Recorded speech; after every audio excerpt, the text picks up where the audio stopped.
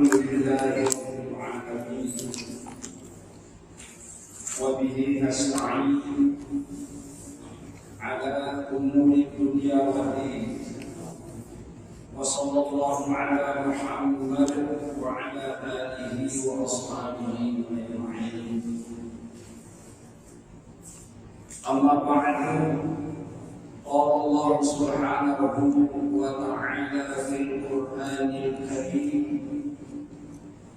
أعوذ بالله من الشيطان الرجيم واعتصموا بحبل الله جميعا ولا تفرقوا واذكروا نعمة الله عليكم إذ كنتم أعداء فألف بين قلوبكم فأصبحتم بنعمته إخوانا وكنتم على شفا حفرة من النار فأنقذكم منها كذلك يبين الله لكم آياته لعلكم تهتدون. صدق الله العظيم. Ma'asyiral muslimin, Bapak-bapak dan ibu jamaah salat maghrib yang dirahmati Allah dan yang kami hormati. Alhamdulillah, bersyukur kita kehadirat Allah Subhanahu wa taala atas segala karunia, rahmat dan nikmat-Nya yang telah hentinya dicurahkan kepada kita sekalian, sehingga sampai pada malam hari ini kita masih tetap dalam keadaan iman Islam sehat walafiat, sehat jasmani dan rohani. Mudah-mudahan karunia dan nikmat yang Allah berikan kepada kita mampu kita mensyukuri dengan sebaik-baik rasa syukur. Salah satu bentuk syukur kita atas segala nikmat yang Allah berikan kepada kita, ya kita laksanakan perintah Allah, yaitu sholat berjamaah, kemudian kita lanjutkan dengan ngaji bersama-sama. Ini salah satu wujud rasa syukur kita kepada Allah Subhanahu wa taala. Sebab syukur memang banyak syukur, tapi rajanya syukur cuma satu. Banyak untuk syukur. Ada orang syukur dalam hati, ada syukur dalam lisan, ada syukur dalam amal perbuatan. Tapi di antara bentuk-bentuk syukur yang ada, raja segala syukur hanya satu, ialah sholat lima waktu yang bersedia. Bagaimana yang Allah firmankan di dalam surat Al-Kautsar, Inna a'tainakal kautsar, sesungguhnya kami telah memberikan karunia nikmat yang sangat banyak kepada wahai manusia.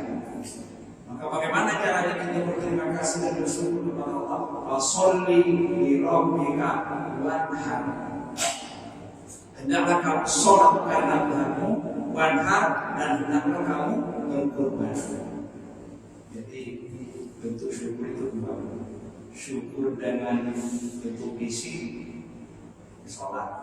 Syukur dalam bentuk harta, yaitu menyembelih korban, termasuk bersedekah, berinfak, bayar zakat, mewakafkan sebagian tanah kita sebagai makanan.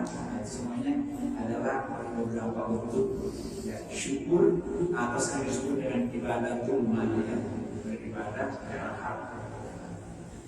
Baik, Bapak-bapak yang dirahmati Allah dan yang kami hormati, akan kita lanjutkan masih pada subtema yang terakhir nanti, yaitu setiap muslim wajib memberikan pembelaan atau membela Islam yang kita cintai. Karena Islam yang kita cintai ini tidak mulus saja kita sampaikan, kita amalkan dalam hidup, tapi selalu diganggu. Selalu ada orang yang mengganggu. Kalau kita sholat itu pikiran kadang setiap perintah Allah yang akan kita laksanakan kita pasti selalu diganggu. Gangguan itu ada yang muncul dari diri sendiri, ada yang muncul dari luar diri sendiri. Yang muncul dari sendiri itu apa itu ya? Hawa nafsu. Sampai mau sampai jika dia menunggu Sampai di masjid, banjir datang sampai semua miliun. Sholat aja lah adanya. Itu biasanya bisikan-bisikan. Memang bisikan setan bekerja sama dengan hawa nafsu. Pak capek sampai kerja saya, sampai kita dari bulan kali mesti waktu. Itu godaan seperti itu. Jadi kalau kita beribadah, membuktikan ketaatan kita dalam bentuk ibadah fisik, godaannya biasanya apa? Males. Godaan. Terus yang kedua, capek, pegel. Yang ketiga apa? Sibuk. Yang keempat, mungkin nggak jauh dari itu. Rasakan aja sendiri. Setiap kita mau membuktikan ketaatan kita kepada Allah selalu itu godaan di dalam. Ditambah dengan bisikan setan. Allati yuwaswisu fi sudurin nas minal jinnati wan nas. Setan yang tidak berbentuk, yang tidak kelihatan wujudnya, kecuali setan manusia. Baik setan jin maupun setan manusia itu pekerjaannya yuwaswisu, selalu membisik-bisikkan hal-hal yang bukan, hal-hal yang tidak baik, godaan-godaan ketika kita mau melakukan ketaatan kepada Allah, selalu dihambat godaan. Mau zakat, mau sedekah, mau infak godaan.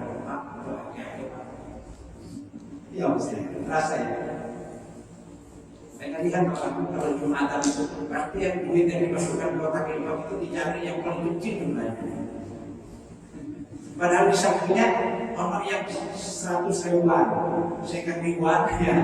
Berapa yang keluar di samping 20-an, bawahnya lagi 10.000, bawahnya lagi 5.000, bawahnya lagi, bawahnya lagi 10.000. Ya banyak ya kalau kotak infak itu ya, rata-rata yang paling banyak jumlahnya sekarang 2.000-an. Ya 1.000 masih ada juga, tapi yang paling banyak. Karena setan itu yuwaswisu. Dalam ayat kata asy-syaitanu ya'idukumul faqr.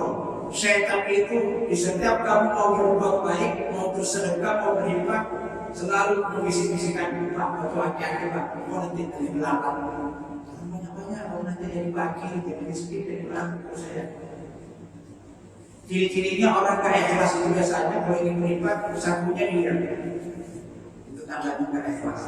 Kalau orang ikhlas, wes ya, ambil aja mau nak sapu selesai nggak lurus. Harta yang kita infakkan di jalan Allah yang kita masukkan ke kotak infak, itulah harta kita yang sebenarnya. Betul. Kalau kita taruh di bank, belikan rumah, belikan tanah, belikan apa saja, itu belum tentu milik kita. Bisa sepanjang hidup kita tidak merasakannya. Nanti rebutan anak cucu sepeninggal kita, betul. Hanya masih. Jadi syukur tadi apa? Ya, sholat itu ibadah fisik, yang kedua ibadah harta, adalah sedekah, infak. Ini zakat ya. Zakat itu kewajiban yang diwajibkan kepada orang-orang yang berlebih. Kalau kita cuma dapatnya 5 juta per bulan, belum wajib zakat, belum wajib. Kecuali anggota DPR yang per bulan umpamanya dapat 50 juta wajib. Pegawai-pegawai yang besar-besar tadi, udah dia nggak zakat ini, remok besok dihantam oleh malaikat. Di alam kubur di akhirat. Jadi syukur sekali lagi syukur. Baik, yang kewajiban yang terakhir itu setiap muslim wajib membela Islam. Membela Islam.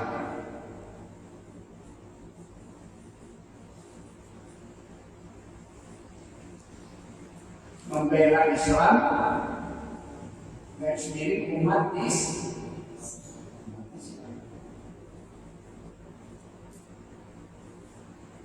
Karena yang selalu mengganggu itu pasti ada tadi yang pertama siapa yang mengganggu? Hawa nafsu saya, hawa nafsu. Yang kedua syaitan. Yang ketiga orang-orang kafir. Yang keempat orang-orang munafik. Ini selalu mengganggu.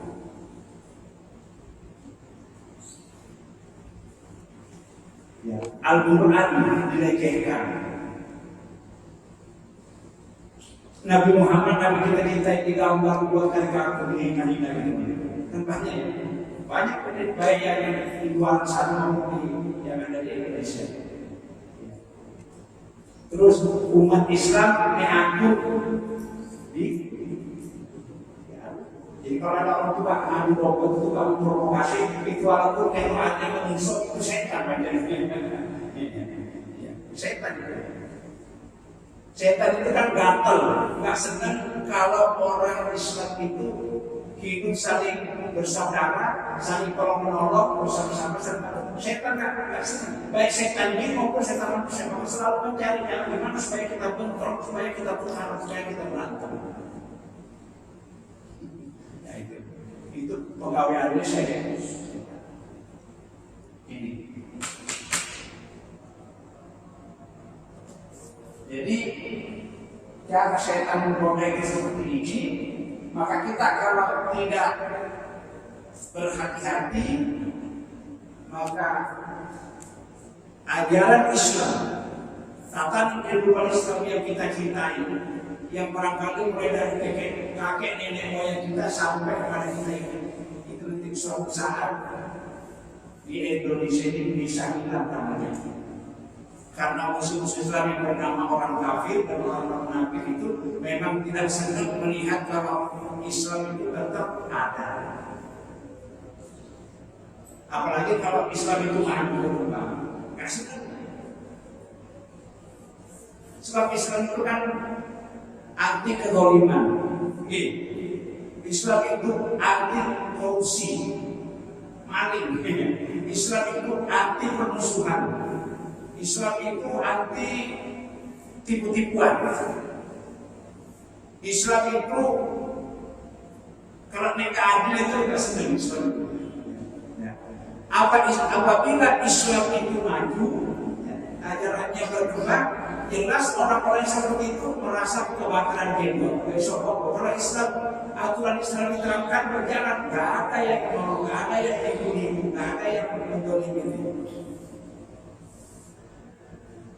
Makanya membalik itu kalau ajaran Islam jalan itu ringan, membalik Ustaz ya.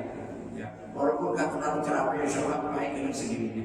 Polisi, TNI itu mereka kalau Islam sudah berjalan terus nggak punya pekerjaan. Nggak ada orang tipu, nggak ada orang yang mencuri, nggak ada orang yang mendolimi dan sebagainya. Tapi sampai kapan apa seperti itu? Ya. Nggak tahu kita sampai kapan.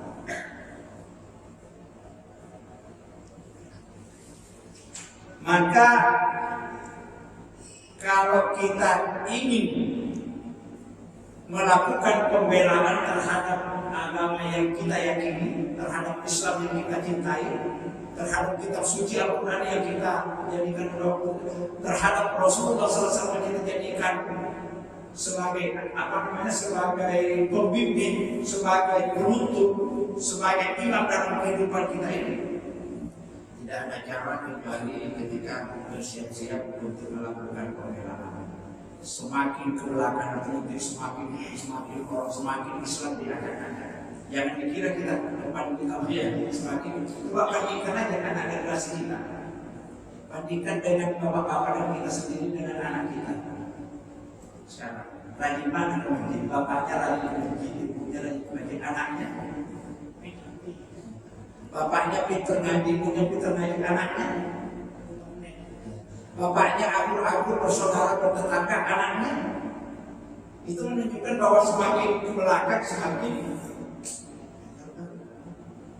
Dan satu-satunya yang bisa memperbaiki tidak ada jalan yang lain kecuali kita kembali berpegang teguh kepada ajaran agama.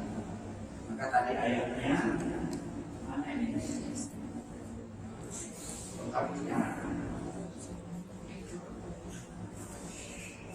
Oh ini.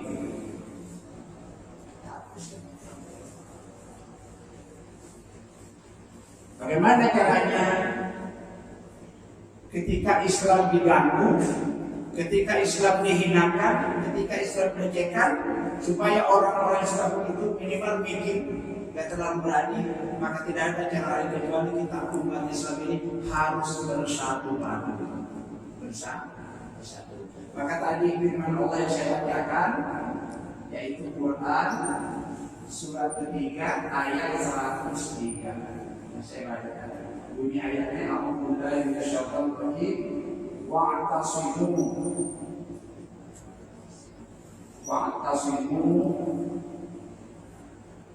bihablillahi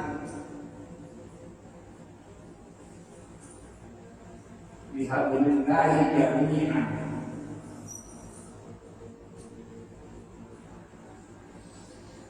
wa la tafarraqu.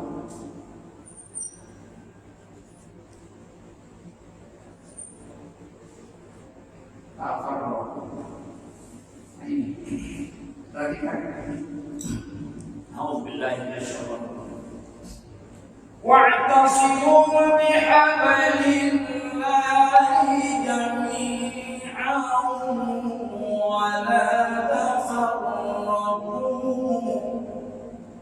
واعتصموا بحبل الله جميعا ولا تفرقوا. Wa'tasimu, Allah berfirman, berpegang teguhlah kalian sombong, orang-orang beriman, orang-orang Islam. Wa'tasimu, berpegang teguhlah, berpegang erat-erat, berpeganglah sekuat-kuatnya bihablillahi, kepada tali Allah. Tali Allah yang maksudnya Islam. Ada yang artikan Al-Quran, karena Al-Quran itu kan sumber segala ajaran Islam, sumber segala ajaran Al-Quran. Berpegang teguh. Kalau kita berpegang teguh kepada Al-Quran, berarti sama dengan berpegang teguh kepada Islam. Berpegang teguh. Orang megang itu kan ada yang megang pegangannya teguh, ada yang pegangannya rapuh.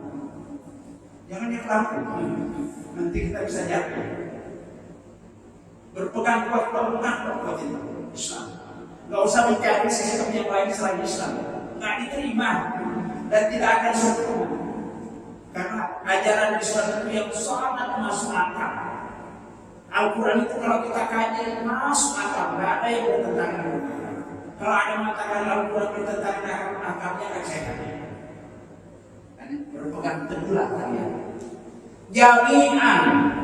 Nah, di sini yang penting jami'an ini. Ini ada jami'an. Jami'an itu sama akar-katanya dari kata jamaah. Jamaah. Jami'an. Ini diambil dari akar-kata. Jami'an itu artinya apa? Secara keseluruhan umat Islam, apapun sukunya, dari mana asal daerahnya, apapun negaranya, seperti apapun bentuk muka dan wajahnya, seperti apapun kulitnya, migran maupun kalau itu sama itu saling bersaudara. Dan persaudaraan Islam itu jauh lebih dicintai oleh Allah daripada persaudaraan kandung. Kita kalau misalnya saudara satu ibu satu itu kalau keyakinannya berbeda, itu walaupun hakikatnya bersaudara, tapi menurut Allah itu tidak bersaudara. Jadi saudara yang paling berarti ikhwanul mu'minin. Makanya ada di surat Al-Quran itu, ya. innamal mu'minuna ikhwatun fa aslihu baina akhawaykum. Kalau tidak salah ayatnya itu antara ayat 7 sekitar ayat 78. Innamal mu'minuna, sesungguhnya orang-orang beriman itu dimanapun dia berada, siapapun orangnya, apapun sukunya, apapun kebangsaan dan negaranya, kalau beriman itu ikhwan adalah bersaudara. Fa'aslihu, maka hendaklah kita senantiasa berbuat baik. Kalau ada orang yang berselisih paham, orang bertengkar, orang musuh, fa'aslihu, perbaiki, damaikan, akurkan. Itu ajaran Allah. Jadi kita ini dilarang Pak kalau terpaksa kita memang yang namanya orang-orang marah itu kan, marah itu masa disengaja kalau marah kan enggak.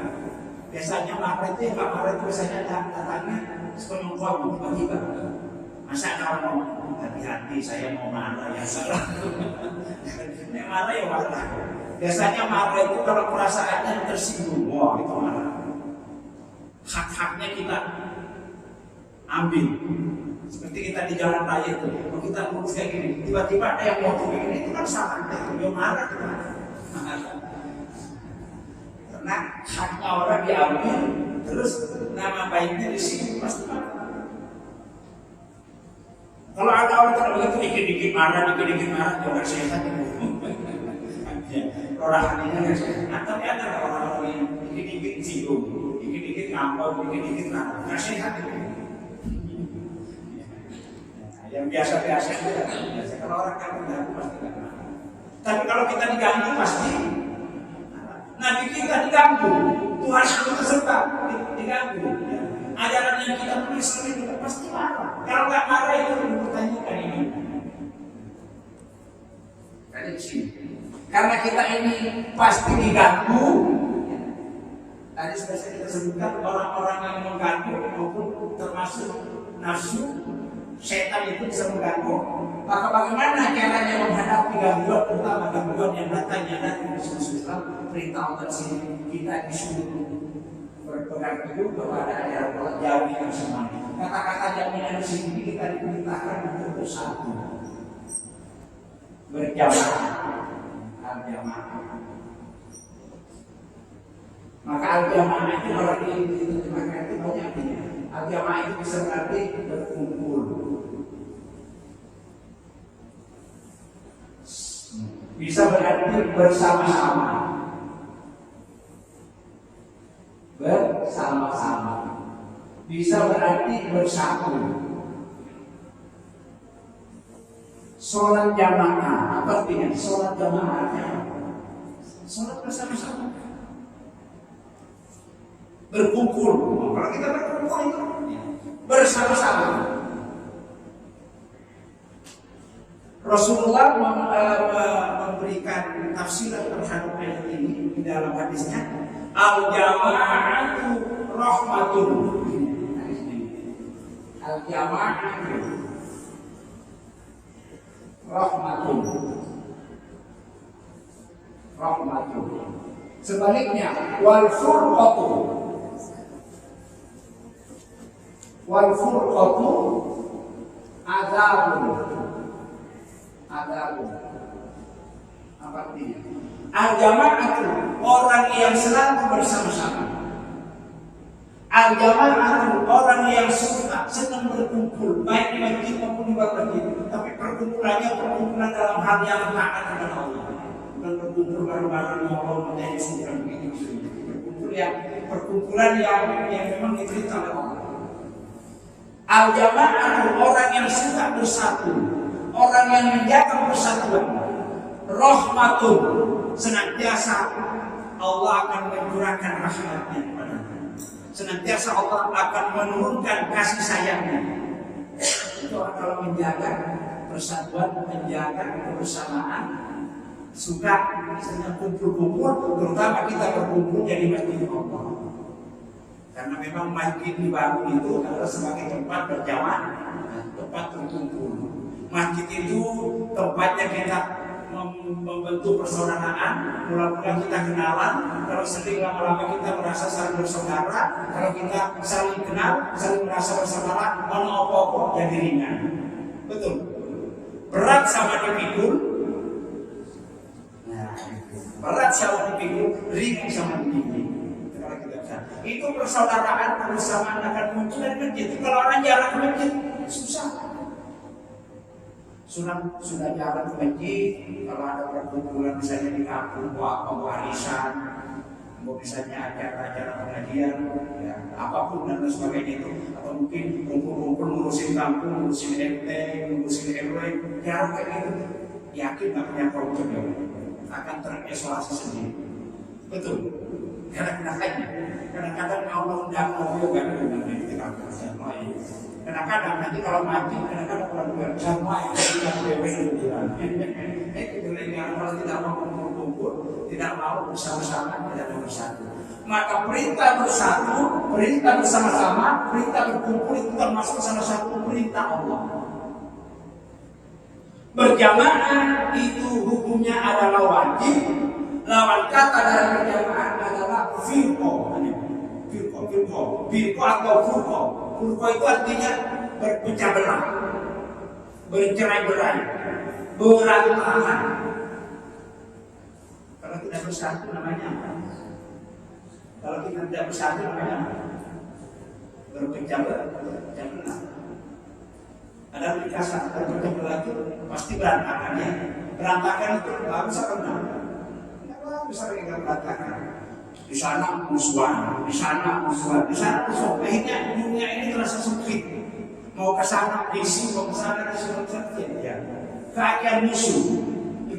Maka Islam itu pada ingin kuat, terutama ketika nanti kita dirongrong, dijelek-jelekkan, diantem, dihina, dijatuhkan oleh musuh-musuh Islam. Kalau kita bersatu, mikir musuh. Paksapan, saya dikira. Walau sampai mikir, banyak jamaahnya. Hai, jangan dilawan. Banyak jamaahnya, banyak muridnya, banyak santrinya, banyak kawan-kawan mikir Pak. Tapi kalau kita sendiri, yo kambing saja itu kalau kerja sendiri, disikat sama macan, sama singa, sama harimau. Tapi kalau banyak mikir ya, takut ditahu. Maka kekuatan Islam itu ada pada jaminan. Maka berkumpul bersama-sama, bersatu atau memelihara persatuan itu dalam ajaran Islam diwajibkan. Wajib. Sebaliknya, wala tafarraqu, ya, wala dan janganlah kalian tafarraqu bercerai-berai, dan janganlah kalian tafarraqu berantakan, dan janganlah kalian berpecah belah. Kenapa? Salah satu caranya Allah untuk mempersatukan hamba-hambanya yang beriman itu diperintahkan kepada orang-orang iman untuk membangun masjid, membangun musola. Karena masjid, musola itu adalah simbol, lambang, tempat, wadah pemersatu umat Islam.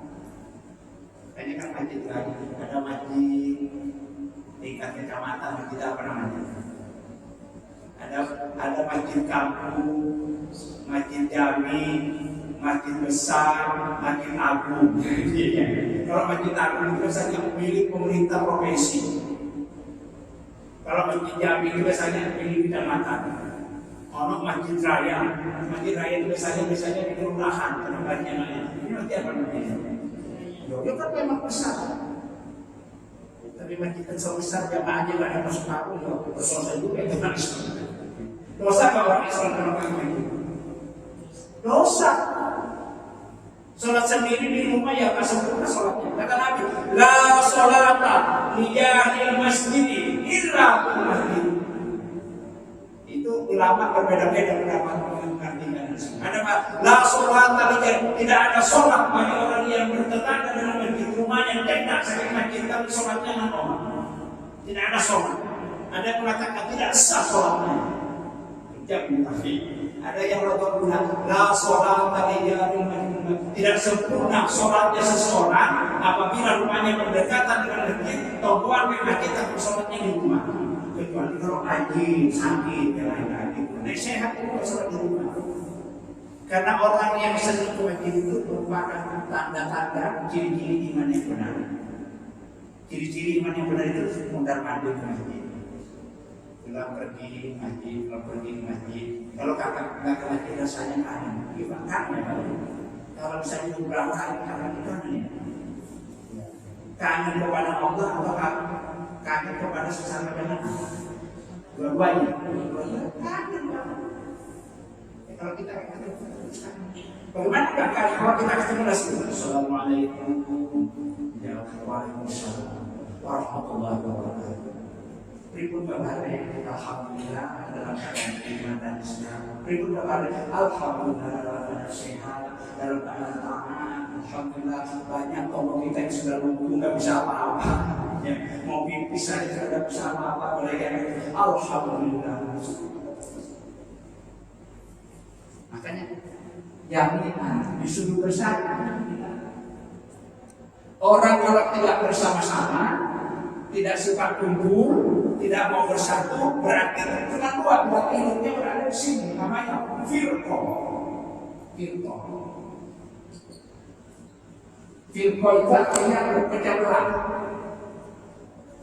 Berpecah belah itu artinya gak mau bersatu. Senangnya musuhan, senangnya saling benci-membenci, tidak mau hidup saling tolong-menolong, saling membela, saling mendukung, saling memberikan pertolongan. Nggak ada ya, senangnya.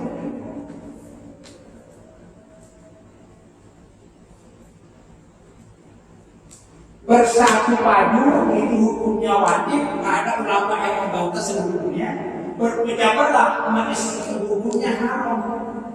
Itulah sebabnya kata Rasulullah SAW, la yahillu li muslimin ayyahjurallahu fauqa salasati ayyamin.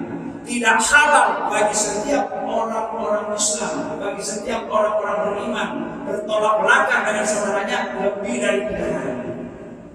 Saya tidak sampai itu bertolak belakang musuhan. Sampai siwaan itu halal menurut dino. Hari pertama, hari kedua, hari ketiga saya halal. Tapi ini hari keempat selesai haram terus itu. Ini tidak baik kan sama orang yang kita musuhi, pahalanya kekal terus. Bahkan kalau didoakan nggak diterima doanya. Ini bahaya kalau kita musuhi. Kalau saya musuhan sama sampean sholat aku nggak terima doanya sampean. Aku sholat doa aku nggak nyampe pada sampean gara-gara sampean musuhi aku. Kekuatan kita itu ada di persatuan.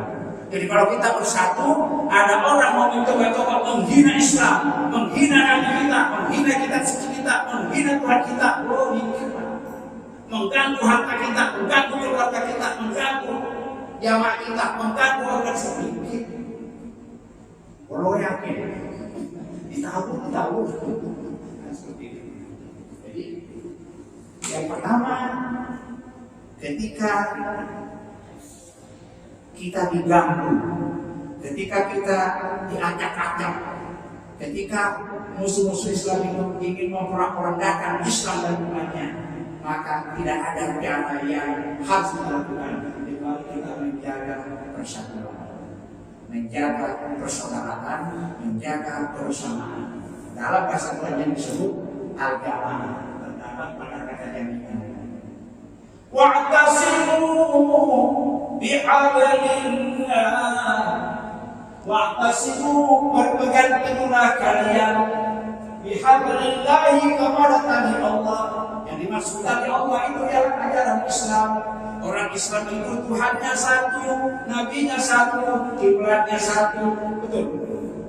Nabinya satu, pemimpinnya satu. Kalau orang Islam terlalu banyak belum punya pemimpinnya satu, jadi kacau. Pemimpinnya satu. Kuatlah kita. Coba kita itu Tuhannya satu yang kita sembah ya, apapun sukunya, apapun rasanya, tetap kita. Kiblatnya satu, kitab sucinya, nabinya. Saudara kita pun cuma satu. Siapa saudara kita itu? Ya orang-orang sesama beriman. Innamal mu'minuna ikhwan. Tidak lagi maka orang yang fanatik suku, fanatik daerah, fanatik bahasa, fanatik bangsa itu bisa nggak contoh itu? Nggak bagus kita. Cuma satu yang kita harus fanatik terhadap Islam. Nggak fanatik terhadap Islam itu imannya diragukan. Tapi kalau fanatik semua, aku ini Madura, aku ini Jawa, aku ini Sunda, aku ini Bunda yang nggak penting itu. Aku ini bahasa Indonesia nggak penting. Tapi kalau aku ini Islam, asyhadu an la ilaha illallah wa asyhadu anna Muhammadan aku fanatik itu. Ayo Pak, sekali-sekali sampai ke gereja ikut Natalan sampai nggak boleh. Sekali-sekali sampai ikut aturan aku, nanti sampai ini tahan. Nggak boleh. Qul ya ayyuhal kafirun. Katakan Muhammad kepada orang-orang kafir. Katakan, sampaikan, beritahukan. La a'budu ma ta'budun. Aku tidak bakal ikut menyembah apa yang kamu sembah. Aku tidak akan ikut terhadap aturan-aturan yang kamu miliki. Aku punya aturan. La a'budu ma ta'budun wa la antum a'budun. Kamu pun sebagai orang-orang yang tidak satu keyakinan kamu tidak boleh ikut aturan-aturan. Kita lakukan di keyakinanmu, agamamu, ajaranmu, Tuhanmu yang sendiri. Aku ini sudah punya aturan sendiri. Fanatik dengan agama harus. Fanatik dengan suku gak bagus, fanatik dengan kedaerahan gak bagus. Maka saya pernah senang kalau ada orang nyondol-nyondol ke suku. Aku ini Madura, aku ini Jawa, aku Sunda, aku ini Banjar, aku ini Batak. Kalau ada orang yang mengumpulkan rasa sukunya itu orang primitif.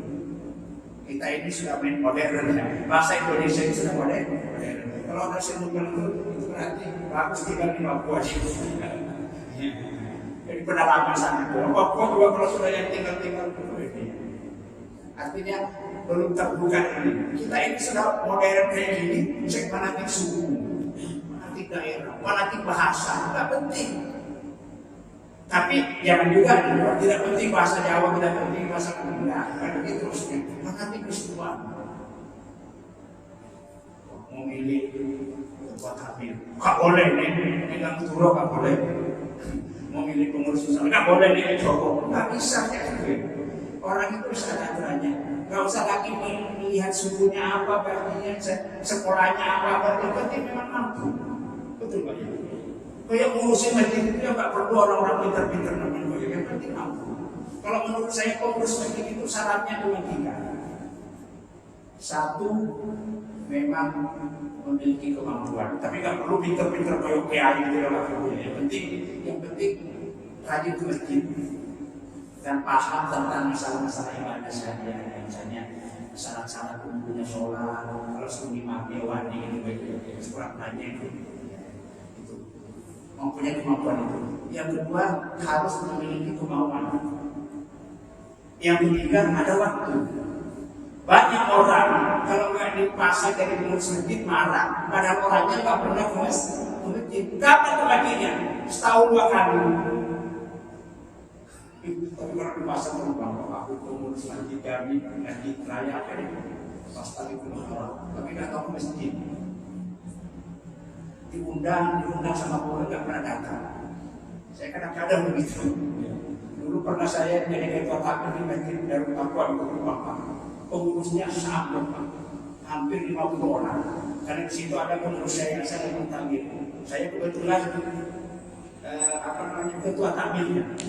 Kalau kita diundang rapat resepsi masih terkok, nggak ada yang kata.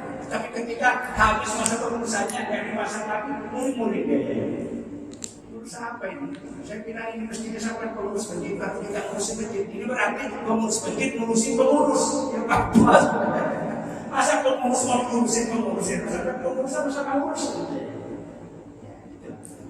Jadi alhamdulillah kalau orang itu sudah menjadi pengurus masjid pengurus masjid dengan jamaah masjid besok masuk surganya dua mana? Hah? Pahalanya banyak mana? Jadi jamaah biasa dengan jadi pengurus banyak mana? Banyak pengurus sorong. Pengurus itu mikir di masjid ini mepet ini. Dia besok yang mau dikhotbah mikir ini ada kegiatan pengurus mikir. Jamaah itu seperti sudah datang itu. Makanya kalau jadi jamaah biasa itu saya kan kalau jadi pengurus satu. Tapi ini aktif. Kalau tak aktif lebih jelek daripada jamaah biasa. Tapi ada kan bilang pengurus itu tapi tidak mau masjid. Tapi bukan sini. Pengokwa. Nah baik. Jadi kalau Islam dirongrong, diganggu, dihinakan, dilecehkan, kalau kita selama menjaga persaudaraan, persatuan, ya, kita selalu hidup berjamaah, insya Allah orang hidup. Dan kalau orang hidup berjamaah itu tidak ada yang berat. Kalau antara pengurus sama jamaah itu saling bersama-sama, tidak ada berat. Pak, besok kita mau mengadakan pengajian umum dalam rangka menyambut datangnya bulan suci Ramadan. Karena bulan suci Ramadan ini hanya setahun sekali, barangkali kita butuh ilmu-ilmu penyegaran kembali agar kita akan mengadakan pengajian akbar. Sah, RW kita semua. Cuma butuh duit 5 juta. Tidak apa-apa, 5 juta itu kecil karena jamaahnya banyak. 100, 200, selesai masih itu namanya. Kalau kita menjalankan, betul itu berat sama yang pikul, ringan saja. Masjid ini mau dibangun, mau dibuat 5 lantai, ya, tangganya bukan tangga yang kita pakai sekarang, atau itu nggak ada yang sendiri. Tapi sudah ada nggak masjid yang pakai ini? Belum ya? Belum. Karena masih tumbuh. Buat apa buat tingkat jamaahnya juga terisi bagusnya. Satu tingkat saya kayak gini, tapi jamaahnya tertampung. Cuma kalau dibuat lantai 2, lantai 3 itu antisipasi ke depan. Barangkali generasi kita ini tambah nanti. Tapi rumah juga. Dimana-mana lantai 2 itu intinya kosong. Empat. Siapa yang salah nih jamaah atau masjid itu? Jamaah sendiri apa pengurusnya yang salah? Hah? Jamaahnya sendiri. Karena jamaah itu atau diajak ya? Ya sudah diajak dengarkan azan itu sama dengan dia. Nah, sekali lagi berjamaah, bersama-sama, bersatu padu itu penting. Orang yang selalu menjaga kebersamaan dan persatuan sesuai dengan janji Rasulullah, senantiasa rahmat Allah, kasih sayang Allah, berkat Allah, perlindungan Allah, pertolongan Allah senantiasa tercurah kepadanya. Tetapi orang yang suka berantakan, gontok-gontokan, tukaran, musuhan, senantiasa azab Allah, ancaman Allah, murka Allah senantiasa terancam kepadanya. Mudah-mudahan kita tidak termasuk orang seperti itu. Maka mari kita hidup dalam rangka menjaga kekuatan Islam, jaga persatuan, jaga persaudaraan. Tukaran nggak apa-apa, tapi jangan lama-lama harus akur kembali. Insya Allah ini yang bisa kita sampaikan pada malam ini terkait dengan masuk ayat surat Al-Imran ayat 103 tadi. Itu cukup penting. Hanya beberapa separuh ayatnya, ayat 3 aja. Nggak separuh, hanya seperempatnya. Insya Allah terusan ayat ini akan kita sambung pada kajian yang akan datang. Semoga Allah Subhanahu wa Ta'ala menerima segala amal kepada kita jadikan orang yang ikhlas dalam menunaikan ibadah. Kita juga menyadari banyak salah dan dosa dan kita selalu istighfar minta ampun kepada Allah Subhanahu wa Ta'ala agar Allah senantiasa membimbing kita ke jalan yang benar. Kita akan selamat sentosa bahagia di dunia akhirat. Amin amin ya rabbal alamin. Terima kasih atas kebersamaan Bapak dan Ibu sekalian. Mohon maaf bila hal yang kurang. Untuk sempurnanya majelis ini, mari kita tutup dengan doa kesalahan majelis bersama. Bismillahirrahmanirrahim. Subhanallah.